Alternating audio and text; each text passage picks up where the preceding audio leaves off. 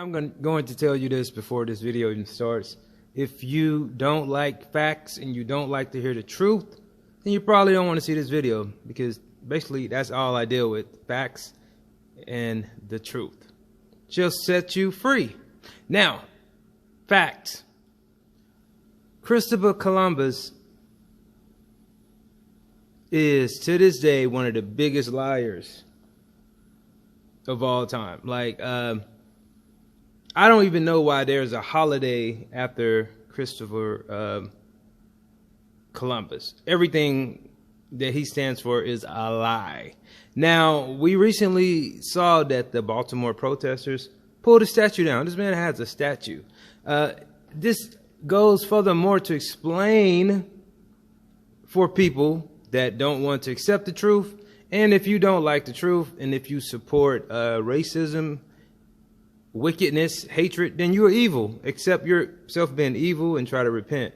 Now, they pulled the statue down. People are just sick of all the racist stuff, because all the evil people in this world has been just fooling everyone like evil is good. And it has been getting glorified, because Satan is running this world for a small amount of time, and his time is almost up. Now, CNN, probably the biggest news source in the world, exposed Christopher Columbus. And this is why Christopher Columbus wasn't a hero that we learned about in school. This man is all in school books. Our kids know about him. Now, in 1492, even they have a movie about this guy, right? Several movies. Columbus sailed the ocean blue.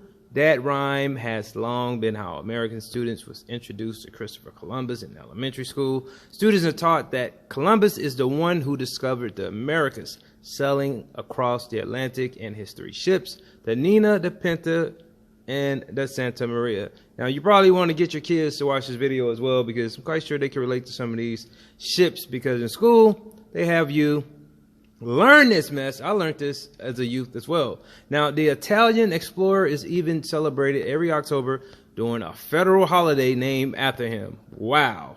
But the name credited for discovering the New World has long been considered a contentious figure in U.S. history for his treatment of the indigenous communities he encountered, and for his role in the violent colonization at their expense. Dozens of cities and states such as Minnesota, Alaska, Vermont, and Oregon have already replaced Columbus Day with the Indigenous Peoples Day. Now, in response to the nationwide protests and conversations surrounding racial inequality, people have been tearing down statues of Columbus to bring awareness to the cruelty he brought upon the indigenous people. Now, look at this statue where Columbus' head is chopped off.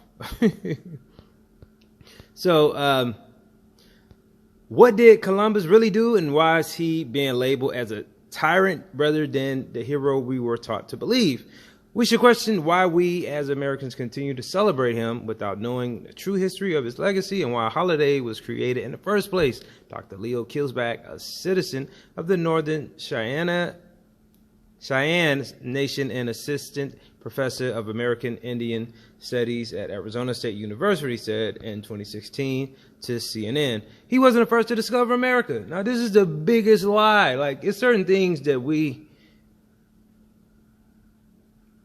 are stuck with remembering the rest of our lives. And this is why we know that people are evil.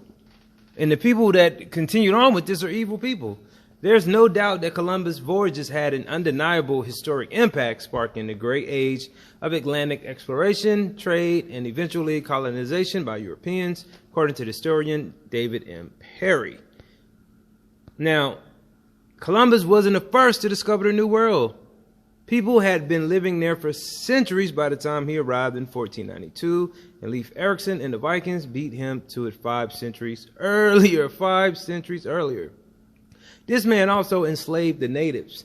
During the voyages through the Caribbean islands and the Central and South American coast, Columbus came upon people that he labeled Indians. He labeled Indians. Wow. Columbus and his men enslaved many of these native people and treated them with extreme violence and brutality. Throughout the years in the Americas, Columbus forced natives to work for the sake of profits.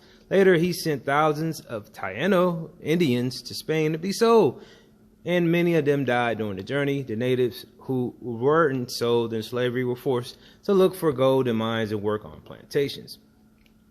While he was governor of what is now the Dominican Republic, Columbus killed many natives in response to the revolt. According to